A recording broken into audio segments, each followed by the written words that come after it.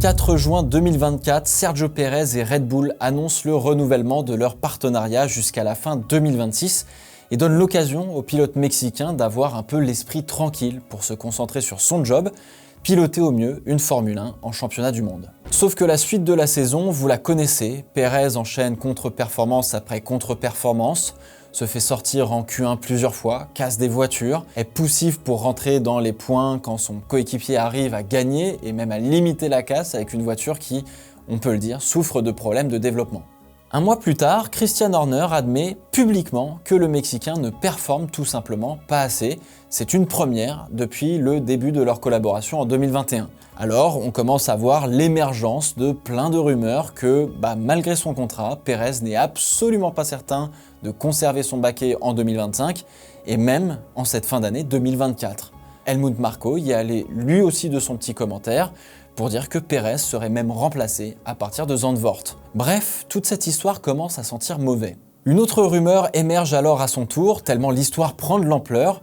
Liberty Media, les propriétaires des droits commerciaux de la Formule 1 à travers la société Formula One Management et son CEO Stefano Domenicali, auraient simplement demandé à Red Bull et à Christian Horner de reconsidérer le licenciement de Sergio Pérez pour des raisons économiques. Car oui, le détenteur des droits commerciaux avait peur en ce mois de juillet que le fait de virer Pérez fasse chuter les ventes de billets pour assister au Grand Prix du Mexique qui a donc lieu ce week-end en cette fin octobre. Car oui, Sergio Pérez a tout un peuple qui le soutient, dans son pays natal bien évidemment, mais souvent aussi dans le reste du monde. On peut régulièrement voir des t-shirts Red Bull frappés du numéro 11. Et ces fans se font non seulement entendre par leur voix, mais ils achètent aussi. Et ce n'est pas un hasard de bénéficier d'une telle aura car le Mexique a une véritable histoire avec le sport automobile qui ne date pas d'hier et comme tout pays latin, l'émotion est souvent de mise pour le meilleur comme pour le pire. Sergio Pérez endosse finalement un héritage fort, pas forcément simple à porter.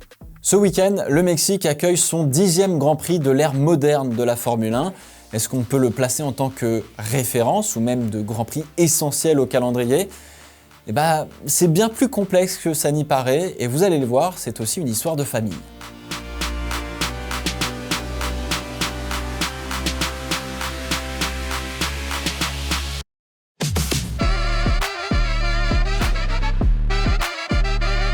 Le 7 novembre 2021, le Foro Sol s'embrase dans un élan d'émotion qu'attendait depuis longtemps le Mexique. Sergio Pérez monte sur le podium de son Grand Prix national. C'est une première dans l'histoire de son pays. Ce podium a une dimension extrêmement symbolique car il a réussi là où ses aïeux ont malheureusement échoué.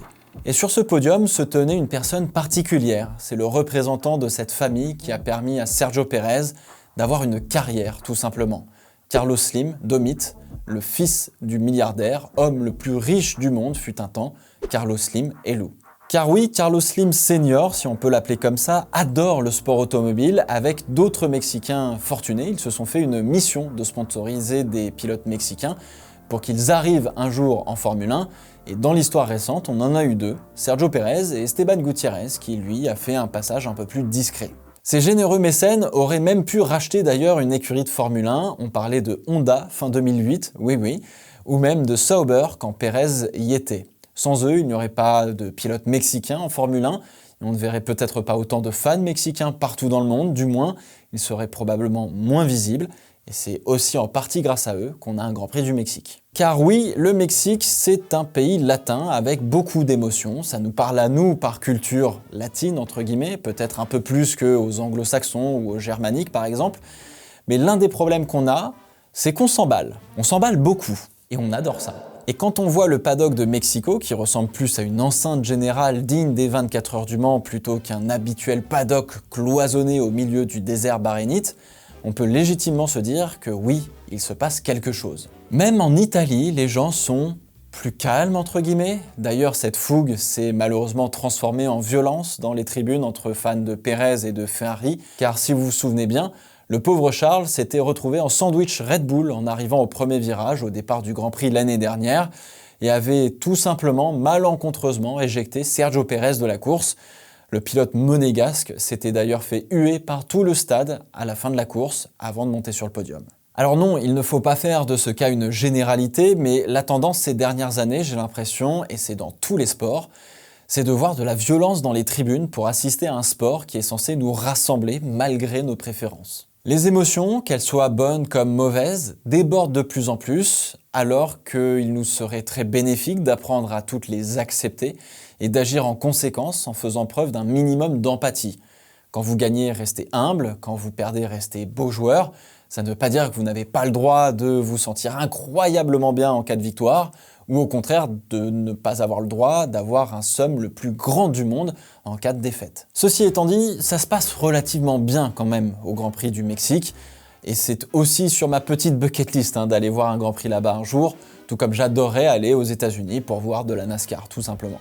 Car oui, si la F1 a son pilote mexicain, le sport mécanique le plus populaire aux États-Unis a aussi le sien en la personne de Daniel Suarez.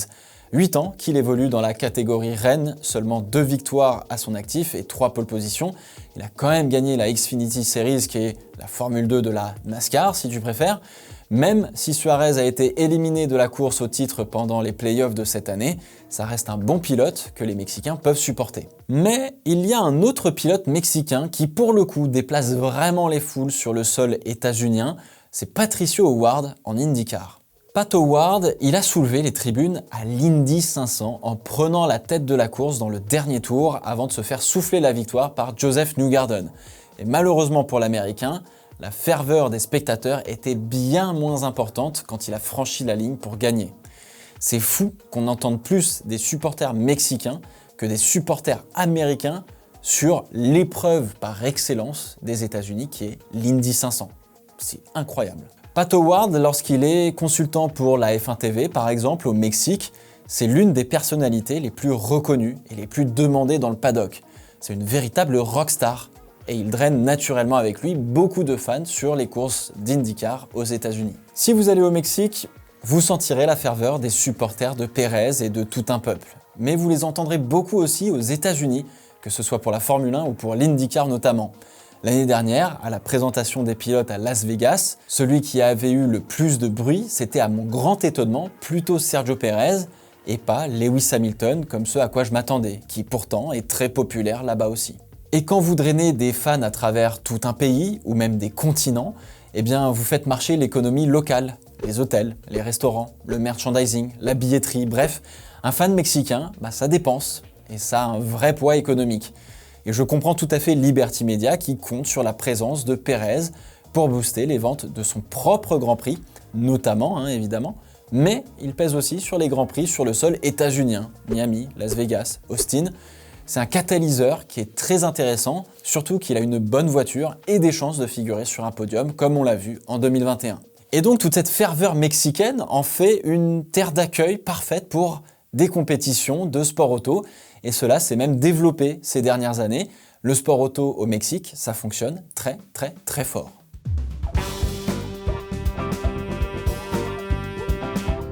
« 1er novembre 2015, les feux s'éteignent et c'est le départ du premier Grand Prix du Mexique depuis plus de 20 ans. Les Mexicains ont su amadouer Bernie Ecclestone et montrer le potentiel d'un tel événement. Et on le voit au fil des ans, à la télé, les tribunes sont désormais pleines à craquer et le fort au sol s'embrase en permanence. La rénovation du circuit des frères Rodriguez s'est faite avec un timing assez serré et sous les ordres de Hermann Tilke bien évidemment. On a refait toutes les infrastructures pour un circuit qui n'a plus été au calendrier depuis 1992 et parmi les changements notables sur le circuit, on trouve l'absence de la Peraltada, qui est un long virage à 180 degrés, type ovale avec un peu de banking, et qui faisait une des marques de ce circuit. Cela a été fait pour des raisons de sécurité, mais aussi pour emprunter le fameux stade de baseball, le Foro Sol, qui accueille notamment la cérémonie du podium pour 35 000 fans. Tout a été très bien pensé pour le spectateur pour une fois, contrairement à d'autres circuits qui vendent plus une carte postale pour Instagram qu'une expérience vraiment intéressante. Depuis, le circuit des frères Rodriguez a accueilli non seulement la Formule 1, mais aussi la Formule E à plusieurs reprises, la Race of Champions, qui reste un bel événement tout de même, mais l'année prochaine, en 2025, on va vivre une petite révolution. La NASCAR va sortir de son pays. C'est une première depuis 1958 pour une course qui compte pour le championnat malgré plusieurs courses hors championnat organisé depuis. La série se rendra donc au Mexique, ce qui fera plaisir à Daniel Suarez, et les pilotes emprunteront le même circuit que celui de la Formule 1 en évitant les virages 5 et 6. Cela fait donc 3 gros championnats, dont 2 qui ont une portée mondiale, entre guillemets. On va parler de la F1 et de la FE, même si la FE amasse pas des foules délirantes, et donc la NASCAR qui reste quand même une institution nord-américaine. Alors vous allez me dire, tu as parlé de Pato O'Ward qui soulevait les tribunes à Indianapolis, donc l'IndyCar va aussi aller au Mexique. Eh bien non, malheureusement, et aux grandes dames des supporters de Patricio et même de son homologue hispanique Alex Palou, l'IndyCar n'a pour le moment pas de projet d'aller au Mexique malgré quelques discussions. C'est une véritable aberration vu le potentiel que représente une course au Mexique pour l'IndyCar. Avec tout le respect et l'amour que j'ai pour la NASCAR et Daniel Suarez par exemple, Pato O'Ward est aussi un pilote très bankable comme on dit, avec un très gros potentiel marketing sur lequel un championnat entier peut s'appuyer, ce qui est vraiment énorme et parfois assez rare mine de rien. On peut compter sur Pato O'Ward pour aller au Mexique. L'IndyCar, contrairement à la NASCAR, a déjà effectué des courses en dehors du sol américain. Ils se sont rendus en Australie, au Japon, au Canada et même au Mexique du temps du Champ Car sur la fin des années 90 et début des années 2000. C'est peut-être la catégorie de sport auto américaine la plus internationale entre guillemets que l'on ait connue. Se déplacer, ce n'est pas du tout étranger pour eux. Et donc, se faire dépasser par la NASCAR, qui est une catégorie très conservatrice, très nationaliste, c'est chaud quand même pour eux, quoi. Parce que, pour le coup, c'est pas du tout dans l'ADN de la NASCAR, bien au contraire, de partir du sol américain, de partir du sol états-unien. Alors ce week-end, ça sera à nouveau la fête pour la Formule 1, qui attire encore une fois beaucoup de fans sur ce Grand Prix. Ça tombe pas loin de la Toussaint, que l'on connaît dans les pays d'origine judéo-chrétienne, comme la France, mais qui, au Mexique, est célébrée dans une forme plus particulière et qui est une vraie grande fête nationale, plutôt que de simples vacances scolaires, comme on connaît aujourd'hui en France. C'est une fête qui est reconnue au Mexique, qui est reconnue au patrimoine culturel immatériel de l'UNESCO, entre autres, donc c'est une grosse fête, ça pèse un peu quand même. Mais si on se penche sur la culture du sport automobile, le Mexique est justement loin d'être en reste aussi. On connaît mal l'histoire du sport auto là-bas, peut-être parfois qu'on pense que c'est quelque chose de relativement nouveau pour ce pays, et pourtant, elle est emplie d'émotions et profondément ancrée chez les Mexicains. C'est celle de 2 frères dont le rêve était de conquérir le sport auto mondial dans les années 60. Cette histoire, c'est celle des frères Rodriguez, dont le nom orne désormais le circuit qui accueille l'un des publics les plus vibrants au calendrier de la Formule 1.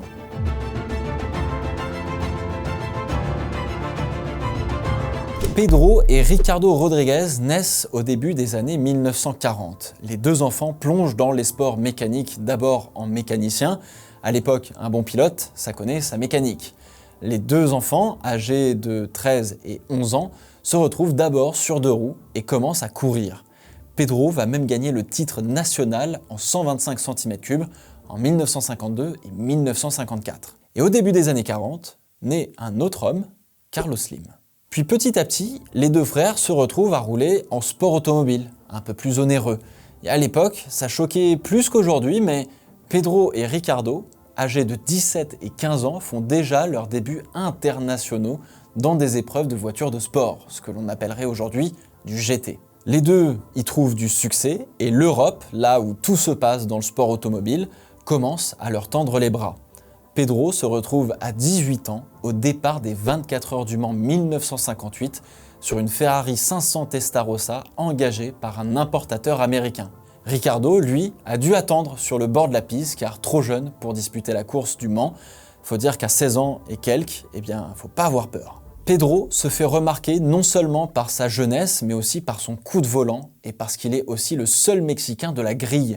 Malheureusement, il abandonne dans sa première de ses 14 tentatives de victoire des 24 heures du Mans. Mais la percée est faite pour les frères Rodriguez. Ricardo, enfin majeur pour disputer une course automobile sur le sol français, monte dans une Osca Sport pour disputer les 24 heures du Mans 1959 avec son frère. Les 2 Mexicains abandonnent au bout de 5 heures de course malheureusement sur un problème de pompe à eau. L'histoire de famille est en route, le mythe commence à s'écrire. Les 2 impressionnent d'une maturité rare pour leur âge et extrêmement nécessaire pour le sport automobile à cette époque. Alors si Pedro Rodriguez se fait une spécialité des courses d'endurance, Ricciardo, que l'on trouve peut-être un petit peu plus talentueux, lui, se fera une spécialité de la monoplace et de la Formule 1. Mais comment va-t-il faire pour aller en Formule 1, vous allez me dire? Eh bien justement. En 1960, Ricciardo monte dans une Ferrari 250 Testarossa 59 engagée par l'équipe North American Racing Team aux côtés du Belge André Pillet. Et les deux montent sur la deuxième marche du podium et finissent à 4 tours des vainqueurs. La prouesse est absolument énorme, elle est colossale, à tel point que voir un si jeune pilote, si bon, au volant d'une Ferrari, ça va taper directement dans l'œil du gars qui les construit, Enzo Ferrari. Car oui, à seulement 19 ans et quelques, il Commendatore lui confie une de ses voitures en Formule 1 en 1961 au Grand Prix d'Italie. Et le Ricciardo, il se démonte pas. Il va réussir à placer cette Ferrari en deuxième position en qualification. Pendant la course, il se bat avec Phil Hill, champion du monde cette même année, avant que sa pompe à essence ne le trahisse et mette fin à ses chances de victoire, voire de podium. Bref, oui, on a clairement un pilote qui a le potentiel d'un champion du monde. Ferrari décide de lui donner un volant de titulaire pour la saison 1962. Ricardo Rodriguez est resté jusqu'à cette année le plus jeune pilote Ferrari de l'histoire de la marque, jusqu'à Oliver Behrmann. Oui, même Charles Leclerc était plus vieux en 2019. On parlait de Kimi Antonelli cette année avec la FP1. Là, c'est sur le même délire, voire pire. Le plus jeune pilote sur la première ligne, là aussi c'est un record qui sera battu que par Max Verstappen en 2016. Pour vous dire, Ricardo Rodriguez, c'est un gamin pour l'époque avec des pilotes qui ont parfois 2 fois son âge. Mais pas le temps de niaiser. Pedro, de son côté, continue de rouler en endurance et performe. P2 aux 1000 km du Nürburgring, P3 aux 12 heures de Sebring, victoire avec son frère aux 1000 km de Montlhéry. Parce que oui, à cette époque, vous ne roulez pas juste en Formule 1 ou dans une catégorie. Vous roulez sur tout ce que vous pouvez. Alors forcément, à cette époque, on n'a pas Internet et les réseaux sociaux, donc tout se fait par la presse écrite, essentiellement, et quelques émissions de télévision, mais sinon, pour prendre une ampleur virale comme on peut connaître aujourd'hui, c'est forcément plus difficile. Il faut donc quelque chose en plus pour les frères Rodriguez. 1962, Ricciardo prend part donc au championnat du monde de Formule 1, le Graal, mais malheureusement la voiture est moins bonne cette année et Ferrari commence à avoir des problèmes avec ses entreprises. Pas de titre à la clé pour Ricciardo malheureusement. Et je précise qu'à l'époque, le titre en Formule 1 se joue sur 9 Grands Prix et pas 24. En revanche, si on ne disputait que 9 Grands Prix comptant pour le championnat du monde de Formule 1, ça n'empêche pas d'avoir des Grands Prix de Formule 1 hors championnat. Et c'est ça qui va taper dans l'œil de Ricciardo. Car parmi ces courses hors championnat, on a un Grand Prix au Mexique. Imaginez gagner une course pour Ricardo Rodriguez au volant d'une Ferrari chez lui, si jeune devant ses compatriotes. Voilà, il est là le point pour faire le buzz si vous préférez. Malheureusement, Ferrari n'engage pas de voiture pour ses courses hors championnat et donc le Mexicain se tourne vers l'équipe Rob Walker qui engage une Lotus 24 pour la course au Mexique, sur le même circuit que l'on connaît d'ailleurs aujourd'hui et qui n'était pas si différent à l'époque. Malheureusement, Ricardo Rodriguez perd la vie au virage le plus dangereux du circuit, à savoir la Peraltada, puisque la suspension arrière de sa Lotus se brise et l'envoie directement dans les barrières. Le pilote est éjecté de sa voiture et meurt sur le coup. À l'époque, il faut savoir qu'on est loin des standings de sécurité que l'on connaît aujourd'hui. Et les pilotes ont une seule peur en sport automobile, et ce n'est pas la mort, c'est de rester piégé dans une voiture qui est en flammes. C'est pour cela que Ricardo Rodriguez ou d'autres pilotes dans cette époque n'attachaient tout simplement pas leur harnais, puisqu'ils avaient peur de mourir brûlés dans une voiture. Le Mexique perd un pilote extrêmement talentueux, probable futur champion du monde de Formule 1 et qui aurait pu écrire une grande histoire pour le Mexique en sport automobile. C'est un tournant difficile pour les Mexicains, encore plus dur pour Pedro, qui perd son petit frère. Il met du temps, envisage de tout arrêter jusqu'à reprendre le volant pour le Daytona Continental et gagne au volant d'une 250 GTO en 1963. Pedro garde un objectif en tête, la victoire aux 24 heures du Mans et continue de rouler dans les catégories de voitures de sport. Mais à quelques occasions, il roule en Formule 1 pour disputer 1 ou 2 grands prix par an, comptant ou non pour le championnat du monde, quand ils ont lieu en Amérique, là où il roule régulièrement. Par exemple aux États-Unis. En 1967, Pedro prend part à sa première saison presque complète en Formule 1 au volant d'une Cooper. Il va même chercher la victoire sur le premier Grand Prix, le Grand Prix d'ouverture de la saison, à Kyalami en Afrique du Sud. Une course propre avec un pilotage fluide et régulier qui lui permet de devenir le premier Mexicain à gagner un Grand Prix de Formule 1 et à réaliser l'un des rêves de son défunt frère. 28 et 29 septembre 1968, les Ford GT40 dominent le double tour d'horloge de la Sarthe depuis 1966, mais une nouvelle menace arrive sur les 24 heures du Mans. Porsche engage des 907 et des 908 qui marquent le premier pas vers les voitures de course type prototype et desquelles découlera la fameuse 917. Sauf que cette année-là, accompagné par Lucien Bianchi, le grand-oncle de Jules, Pedro Rodriguez emmène la GT40 à la victoire. Cela sera la seule victoire au Mans de sa carrière, mais elle restera gravée à jamais. Pedro Rodriguez est donc un pilote accompli, avec de l'expérience, un joli coup de volant, propre, chirurgical, et que les écuries et constructeurs aiment particulièrement parce que c'est un pilote qui est fiable. Il roule donc logiquement pour Ferrari en endurance dans les 312P, mais aussi pour Porsche dans des 917K. Il gagne les 24 heures de Daytona, les 1000 km de Monza ou encore les 6 heures du Glen. Mais en 1971, alors qu'il prend part à une course d'endurance sur le Norrisring en Allemagne, le pneu arrière de sa 512M déchappe et l'envoie dans le mur avant de rebondir sur la piste et de prendre feu. Le pilote est piégé et meurt quelques minutes après avoir été extrait. Pedro a pu montrer l'excellent pilote qu'il était, l'un des meilleurs de son époque, notamment sous la pluie, l'un des plus courageux. Le Mexique perd son deuxième héros national. L'héritage est lourd après deux pilotes aussi incroyables ayant montré tant de talent brut si jeunes. Et finalement, c'est peut-être ses frères Rodriguez qui ont donné envie à Carlos Slim de sponsoriser par exemple Sergio Pérez pour ramener un pilote en Formule 1 et revivre ce qu'il lui a vécu en enfance. Comme en France, les Mexicains ont un équivalent de la BD Michel Vaillant, mais qui retrace les prouesses des frères Rodriguez. Le circuit utilisé par la F1 est nommé à leur nom. On nomme l'épingle droite du circuit de Daytona, dans l'infield, après Pedro. Et Sergio Pérez n'a pas manqué de rendre hommage à Pedro Rodriguez à travers un de ses casques pour le Grand Prix de Monaco 2022, qu'il a finalement gagné. Ce week-end, quand on entendra le nom du circuit des frères Rodriguez, vous saurez un petit peu plus ce qu'il signifie vraiment pour les Mexicains, la trace que ces deux pilotes ont laissée dans le sport auto mondial et qu'on a tendance à ne pas connaître simplement parce que on n'y pense pas et que ça reste un pays loin de l'Europe, qu'on n'identifie pas forcément au premier coup d'œil au sport auto. Les Mexicains adulent Sergio Pérez, Pato O'Ward, Daniel Suarez par exemple, un peu comme on adule Charles Leclerc en Italie et Ferrari. Les fans sont immensément passionnés, engagés. On voit un regain médiatique du sport auto au Mexique depuis le retour de la Formule 1. Et c'est aussi aidé ces dernières années par un Sergio Pérez qui a de quoi gagner des courses, ou en tout cas de bien figurer. Alors oui, malgré notre méconnaissance de l'histoire du Mexique en sport auto, le Grand Prix à Mexico City fait partie des courses qu'il faut avoir dans une saison, qu'on ait un pilote mexicain présent sur la grille ou non. Depuis presque 10 ans, les fans s'amassent pour venir voir la Formule 1 sur ce circuit, en altitude, qui représente un challenge pour les écuries, que ce soit pour le moteur ou l'aéro, mais aussi pour les pilotes. Bien que Sergio Pérez ne soit pas champion du monde, il a marqué l'histoire du Mexique, pris le relais des frères Rodriguez grâce à un passionné, en la personne de Carlos Slim, et on peut espérer que les fans mexicains répondront toujours présents quand Pérez raccrochera le casque.